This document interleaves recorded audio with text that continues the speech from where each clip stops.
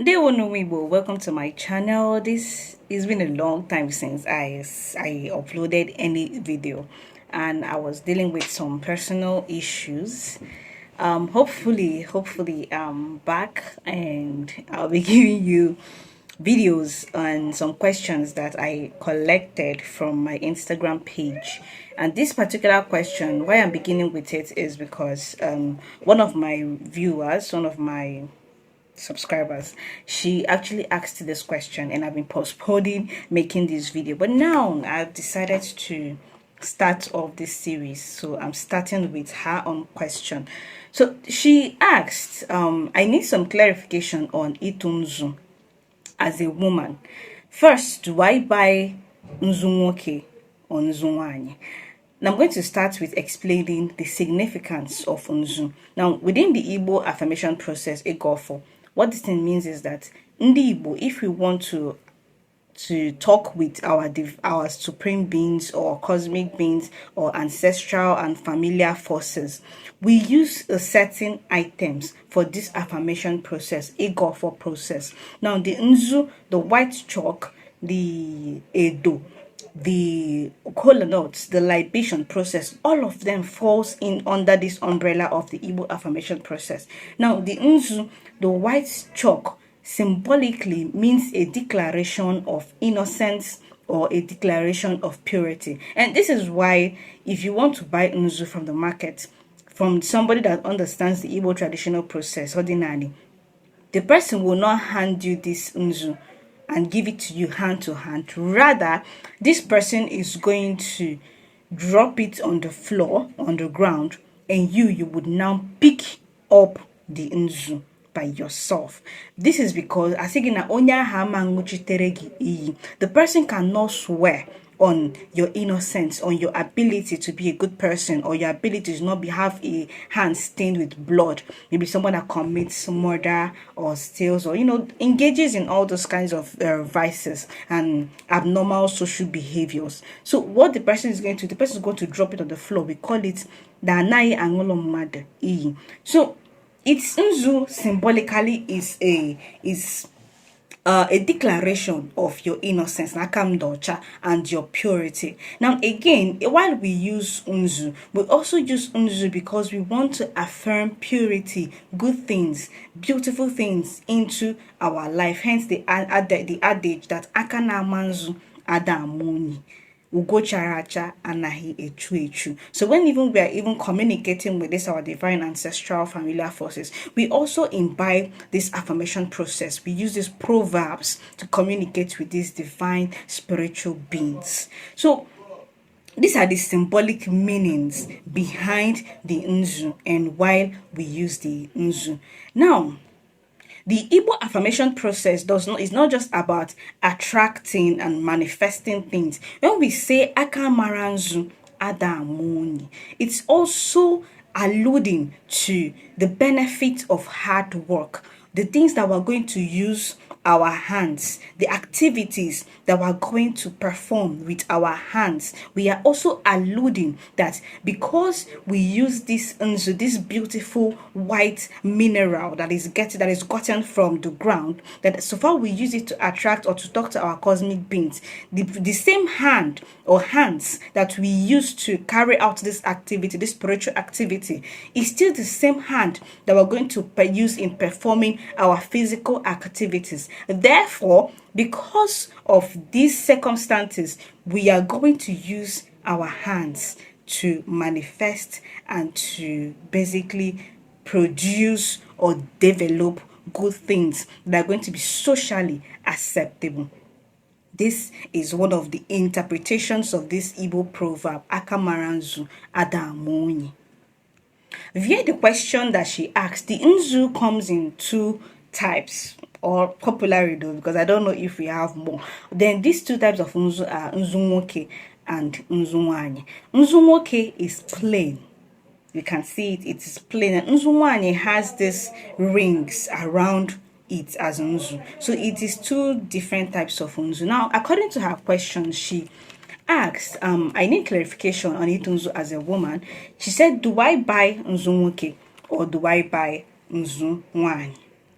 So ideally, Nzu Nwoke is dedicated to a man and Nzu Nwanyi is dedicated to the woman, but vice versa. But it is not really a taboo for, or we don't even have any constraints for, them saying that it is a taboo for a woman to use the Nzu that is meant for a man, and it's a taboo for a man to use an Nzu that is specifically for a woman. It is not a taboo. We do not view it as a taboo.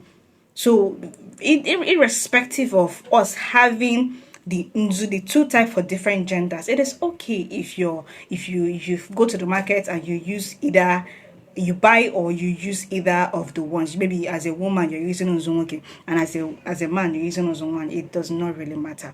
Now, but when we are performing some certain odinaani rituals, such as ikpe or awo, it is vital that you present these two types of Nzu. Now, the reason why it is so is because you are acknowledging the masculine spirit, the cosmic masculine force, and the cosmic feminine spirit or essence that is within or occupy that region or that water. So if you're performing water rituals, Ikpe Roma, or any Otu kind of ritual, with these two Nzu, you are acknowledging the importance and symbolic and the significance of ndị nwoke nọ na mmiri and ndị nwaanyi nọ na mmiri, the masculine and the feminine. This is why the both of them are important. You cannot substitute or subscribe or say let you use one and not use the other. If you might say let you use the feminine one and as a man, no, you have to basically bring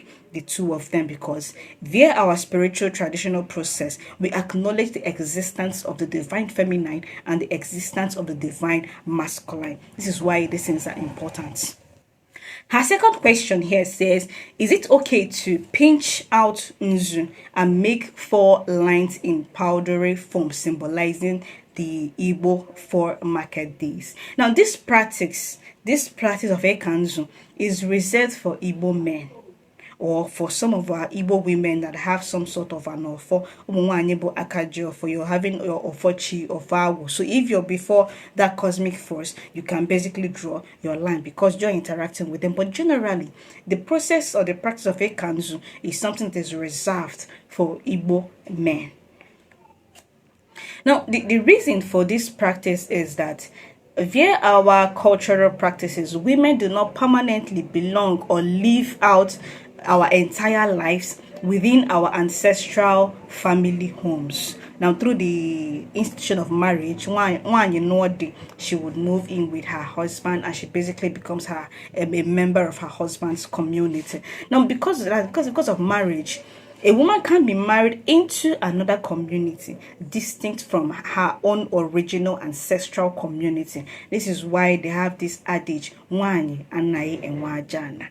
So this is one of the reasons why women don't perform the rites of Ekanzu. But women actually perform the rite of Emanzu. We're going to get to. And I should now ask, if the above question is a yes, what do I do with the Nzu after my affirmation?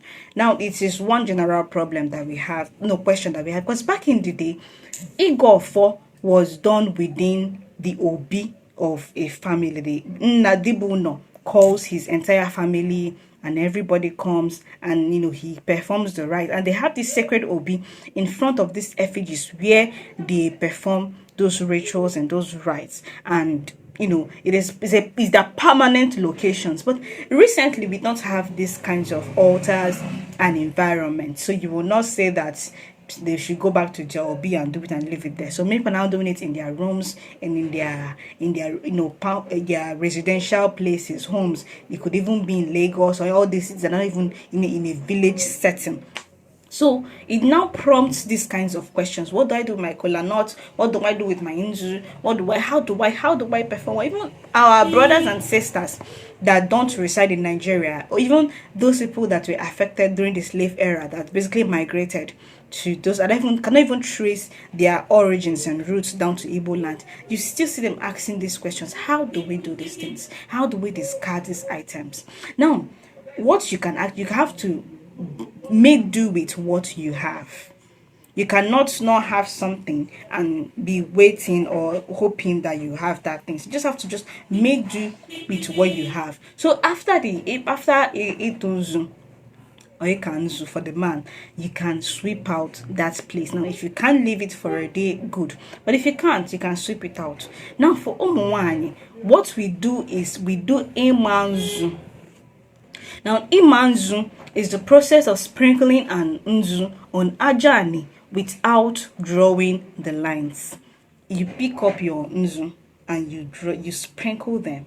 You're saying something, you're sprinkling, you're making your affirmations, you're sprinkling them. Then a man would be saying, it is going to be well with me, oneke, ori, afo, unpo. But for women, you sprinkle, but a man can, basically draw them. The third question here is, can I throw the osoji, the alligator paper, into the sink to ensure it is not stepped on? Modern day living. Now, the most appropriate place is the dustbin, according to her. Now, symbolically, you are removing something from your body and you're cleansing your aura, your space, you're cleaning it up. Now, if you remove something from your body, you're not supposed to throw it back into your space, and your kitchen, your sink, is part of your space, so you don't throw it back. So the most appropriate place is actually to throw it in the bin, the dustbin, the trash bin, or if there is a bush around you, you can throw it inside there. But the most appropriate place is the the dustbin, the trash bin. That's where you just basically wrap it up, or basically when you're done, you just throw them into that bin, because bin is symbolically a waste product, things you don't want in your house, you're not using them. That's where it belongs. Now, the fourth question is, at the point of opening the osoji at your back, what kind of affirmation do you make? Now, we say osoji anaghị eje ije fere. Osoji, the alligator pepper, doesn't embark on a fruitless journey. So what the alligator pepper is there, its duty, its function, it is going to do it. Or we say osoji anaghị eje ọgụ efere. The alligator pepper doesn't embark on a fruitless war or a fruitless journey. It has to go, if the osoji has to embark on a journey, it is coming back with some kind of value, some kind of, it's going to be fruitful. So this is the affirmation that we make before using a piece. You can take 1, 2, 3, no matter whatever amount that you want to use, to basically clean up ourselves and clean up our aura, repeating this particular affirmation. So these are the questions that she asked. So in our next video, we're going to, keep answering all these questions that are bugging people. And if you have a question that you also want me to attempt, you can always drop them on the comment section, and I'm going to attend to those questions. Now, I wrote these 2 books, Chinezumezu and Igbo.